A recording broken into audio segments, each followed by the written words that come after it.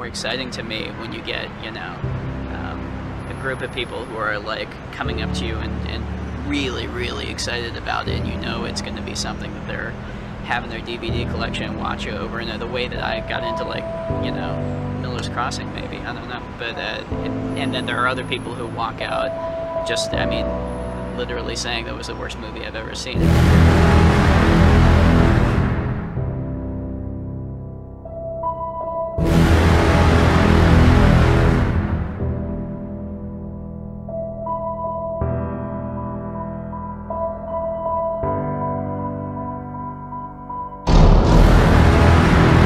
Okay, that was a dramatic intro. Jake Skywalker is terrible, but I wanted to get to the bottom of trying to understand why sequel fans to this day try to defend this indefensible character. The answer I found after analysis lines up with what I said in other videos. The simple answer is that Ryan Roundhead's cult following are just delusional and have no idea what Star Wars is. What I define as competent understanding is looking at how the original creator explains their work. George Lucas, for example, explains the Force as the perception of the reality that exists around us. You need training and hard work to harness the power of the Force. It's not something you just get. I use this to disprove the idea that the Force is just something you magically believe in to get all the powers, which is exactly what J.J. Abrams thought. He was ignorant and clueless and absolutely proved that he was a terrible fit to make The Force Awakens. George Lucas, after all, didn't like The Force Awakens too. I've heard the selfish argument that George Lucas sold the rights to Star Wars, hence he sold his input. This is nonsense, of course. I've disputed this dismissive display of narcissism in another video, so if you're going to comment this in defense of Jake Skywalker, go watch that video. The video has 2,500 views as of this recording, and not a single person has been able to respond to any of my points. George Lucas, from what we know, was horrified by The Last Jedi, so it's obvious that his story was lost in translation, because the Disney movies are fan fiction at best, not legitimate sequels. People don't seem to understand that. Officiality does not mean legitimacy. People still don't listen when I say that and regurgitate the same shit over and over and missing the fucking point. With that out of the way, I wanted to discuss the main event.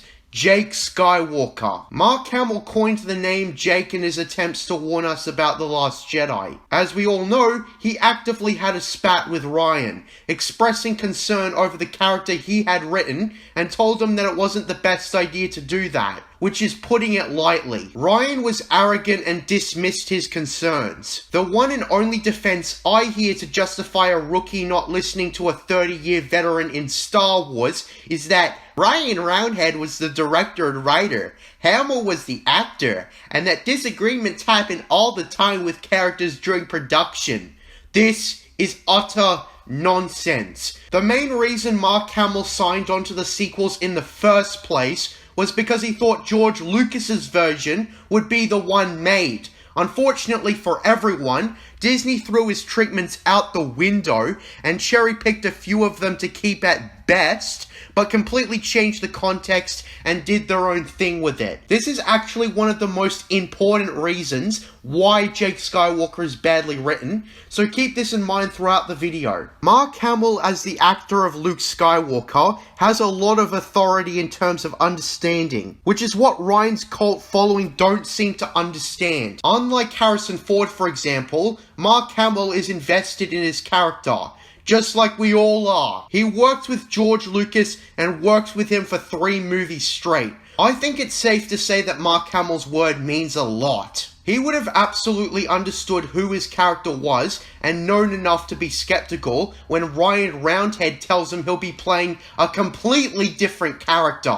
Mark Hamill would have been given a massive part of the script at worst, and he of course expressed concern and tried to get Ryan to change it. I also find this dismissal of Hamill's opinion to be disgraceful, given Hamill was there specifically for George's fanfiction, and then he was stuck doing Disney's shitty fanfiction. I don't understand why you would instantly dismiss the actor. Something I notice about Ryan's cult following is that they act like no joke, a cult, and only listen to Ryan Roundhead most of the time and anyone expressing the amount of ignorance he does on Star Wars. The next point I want to bring up is how nobody wrote Luke like this prior. It shouldn't have to be proven that Ryan Roundhead set out to offend with his movie. Anyone with common sense knew that presenting Luke Skywalker this way would cause controversy, because why wouldn't it? I know that Ryan's cult following defend this by saying that we misinterpreted the flashbacks or something. Like, out of the 3 accounts given, the third one is the accurate one. That Luke had a moment where he showed weakness and it passed like a fleeting thought or whatever, but Ben Solo woke up and thought his uncle was trying to kill him, and so on and so forth. In all the videos trying to defend Jake Skywalker, everyone seems to hold on to this specific part that it was only a moment of weakness and it went away near instantly. Don't care. Luke Skywalker would not consider killing his nephew for any amount of time. Period. Especially after it was only dark thoughts, or whatever the vaguely explained reason was, which was another problem with this scene. I think people seem to think that the short period of a few seconds is sufficient enough for Luke Skywalker to show weakness or whatever.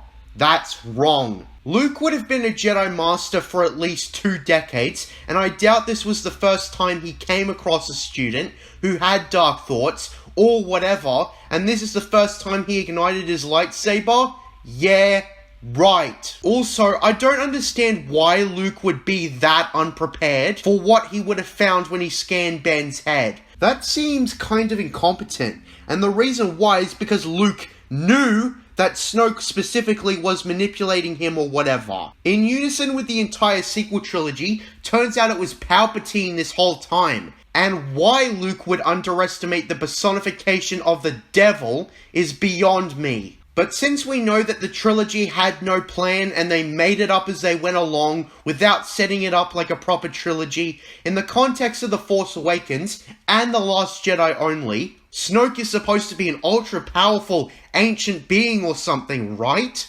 So any way you try to spin it, Luke would not underestimate Snoke. But then again, we don't even know who Snoke is or what his power level is, because the withholding of information, doing that intentionally, is much more engaging. Yeah, and he went out like a total bitch. I'd have to take a massive detour to talk more about Snoke, but staying on the topic of Jake, he was incompetent the whole movie. It's quite obvious that Rian Roundhead Johnson knew that Jake would have his supporters based on how he set it up and how he presented it with the whole "it passed like a fleeting thought" garbage. And I no doubt feel like he thought he had some super secret hidden meaning with Jake being well written, but as I'm established, whether Rian or not intended that, he still wrote the movie incompetently, on top of him not having the foggiest clue on who Luke is. Now I feel like I need to address what I was going to say when I say Luke was never written like this prior, because I got sidetracked. I'm not just talking about George Lucas. Literally anyone who wrote Luke Skywalker, officially or unofficially, wrote him as an inspirational hero. As someone who is reading the expanded universe, I can confirm that everyone else got Luke right, or at the very least, had the right idea.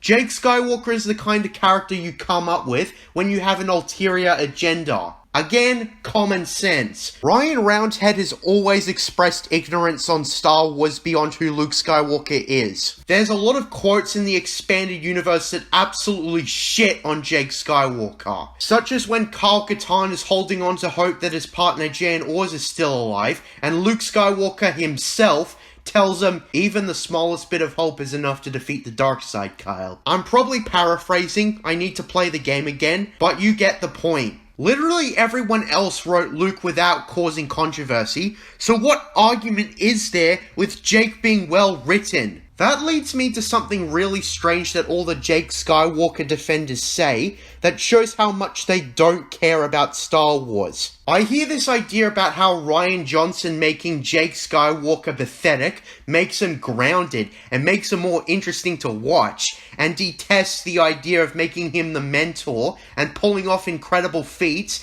and being amazing because that would have been boring. Would it though? Would it be so bad if they gave us the most impressionable, incredible Luke Skywalker after 30 years? His arc completed in the original trilogy, making him the mentor and inspiring others is the next natural step. And this is where I factor in George again. Reportedly in George's sequel trilogy, Luke Skywalker would have been isolated on an island, but then he would have a spark in him again when Kira Solo shows up and he trains her. Like in the sequel trilogy, Luke Skywalker would have been hindered by darkness, but he wouldn't be a pathetic, dirty, incompetent, grouchy loser. This is really all I need to dispute this entire shitty argument as a whole. Luke could have had an internal conflict without making him a loser. Rian opted for the most blunt and offensive way Luke would have been down on himself. As for everything in the main movie that Jake does, I commonly hear the excuse that Jake is framed as wrong in the movie, and I ironically hear people say this about the line, "let the past die," and try justifying it by saying that the bad guy said it. And since the bad guy is always wrong, it's not a dumb line. I wish I was joking with that, but people actually say that. As I've discussed, Luke losing all hope is flat out character assassination. Remember, even a little bit of hope is enough to defeat the dark side. If Luke somehow got into a mess like this, which I've established he never would, he would not lose hope on a whim. I was never able to find a single coherent explanation on why Luke lost all hope and just went into hiding. Based on how Ryan Roundhead explained it, he quote-unquote realized that the Jedi add to the problem. This was based on his delusional misconception that the Sith will always rise again, and he misinterprets balance to the Force's meaning equal Jedi equal Sith, when it actually means elimination of dark side users because the light side is balance. I point this out to the Last Jedi fanboys, and I never got a proper rebuttal. They just tell me Rian respected George's meaning, even though he clearly didn't. It's like the people who tell me that he spoke in favor of the prequel trilogy, which is absolutely meaningless, cause he retconned those movies to fuck alongside the original trilogy. I don't want an ignorant narcissist like Rian Johnson to be associated with someone like me, who tries his hardest to understand Star Wars at its core. If he does defend the prequels, I'd go as far to say that Ryan Roundhead gives me and many others a bad name, because I actually bother to do my homework. Point is, Ryan not only doesn't understand Luke Skywalker, but also how the Force works as I presented to you, the viewer. Everything Luke does in The Last Jedi is out of character. Period. Luke would not toss his father's lightsaber because that's just disrespectful. Luke tossing his lightsaber in Return of the Jedi is the opposite. It's selfless, that he refused to kill his father. In The Last Jedi, Luke is selfish. That's not who Luke Skywalker is. Luke Skywalker is a hero, someone who always wanted to do the right thing. Again, in George Lucas's reported version, Luke would have been in a dark place spiritually, but he would have helped when approached when he trains Kira Solo. Jake did the opposite. Leia wanted his help and Jake refused to help. Even after learning that Han Solo was killed by Kylo Ren, Luke lost hope in the ability of redemption after a bad dream. Didn't it ever occur to Ryan's cult following that Luke, if he ever made this mistake, wouldn't just lose hope in redeeming Kylo Ren? I've never been able to understand why Luke just gave up on the spot, why he never sought to fix his mistake. Giving up that easily is just stupid and selfish. It's selfish. People who don't see the problem clearly do not have the foggiest clue about the character or Star Wars. It seems to me that Last Jedi fanboys hold on to what Ryan Roundhead thinks is a deep philosophical critique in Jake Skywalker.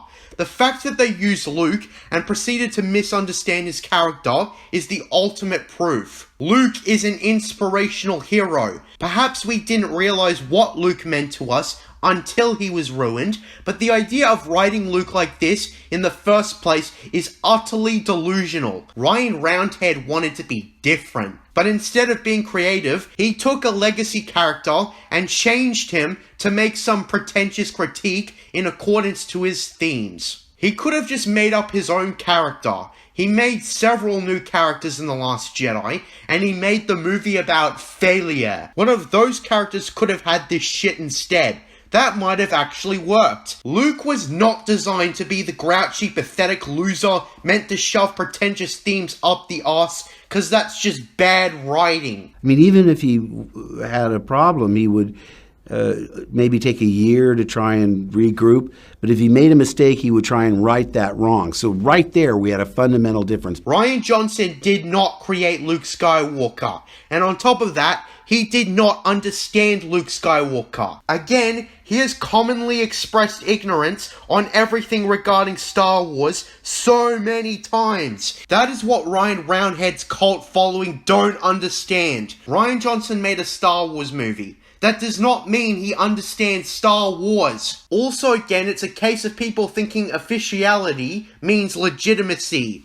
Ryan saying something does not mean he's correct. He's not the god of Star Wars. He made a movie in the middle of a trilogy, and he had nothing to do with the other two films, aside from The Force Awakens ending to a small extent. I wouldn't count on his trilogy being much better. I also don't think Last Jedi fanboys understand why people are so pissed. The Last Jedi was intended to be the second last entry in the Skywalker saga, was it not? Tearing down the old and making a shitty critique about failure, where the real failure was not understanding Luke Skywalker, or anything else about what came before. The sequel trilogy as a whole is an important representation of why Star Wars has been butchered. Ending the story like this with a bad taste in everyone's mouth is disgraceful. People paid money to watch the sequel trilogy. Rian Johnson understood that Star Wars was important to many people, and he chose to insert his shitty perspective into it. Rian Johnson directing Episode 8 was a once-in-a-lifetime opportunity. Rian knew that no matter what, a lot of people would watch the movie. The opportunity would certainly never come again. Just like J.J. Abrams, he decided to impose what he believed was true Star Wars without bothering to make sure what he was conveying was accurate to George Lucas's original saga. After an investigation, if you look at it from what the story actually is, Rian Johnson absolutely murdered Luke Skywalker. The Last Jedi is a fan fiction that convinced people it was legitimate because it was officially made. But people need to learn the difference and spot the fakes. As I've mentioned before, people paid money to see the sequel trilogy, and they didn't give out refunds to those who didn't like it. What I've said about Rian Johnson is common sense and doesn't have to be proven with some statement saying, I set out to impose my own will on Star Wars. Because anyone anchored to reality can clearly see that. This is what makes this stuff so hard to talk about. What is there to prove? People who defend Jake Skywalker and all the other roadkill always embody the Dunning-Kruger effect or complete inexperience. That being that they're so far up their own arse with their own interpretation of what Star Wars is, and they can't look at what Star Wars actually is. Or they have little to no experience with Star Wars, probably watching the super casual content like the movies and the shows from Dave Filoni's Clone Wars onwards. Disney has the advantage of accessibility, so they definitely can warp those uninitiated with how proper understanding works. What I'm getting at is that the Last Jedi fanboys never took a deep dive at Star Wars, or even at the surface level, because again, Luke is an inspirational hero on the most basic observation. There's multiple tropes sequel fans tend to have. That being, they never analyze George Lucas' Star Wars, and all their analyses are in the context of Disney Star Wars at best. They have little to no experience with good Star Wars content like the Expanded Universe, for example, because they refuse to read the novels and comics and only play the mainstream games like maybe Battlefront 2 and The Force Unleashed. Like, have you ever met a sequel fan that knows about the Thrawn trilogy? It's hard to find those who have heard of it, and even harder to find those who have read it. And the few who have read it probably have some ulterior reason for liking the sequels, like the fact that they are left-leaning at its extreme, or they have little to no quality standards or even both. If you understood Star Wars, you'd notice the insane contrast in quality between the Thrawn trilogy and the Disney sequels. The Thrawn trilogy is what you'd expect from an actual sequel trilogy, continuing the adventures of the iconic characters while introducing new characters and conflicts at the same time. The sequel trilogy is a terrible rip-off of the originals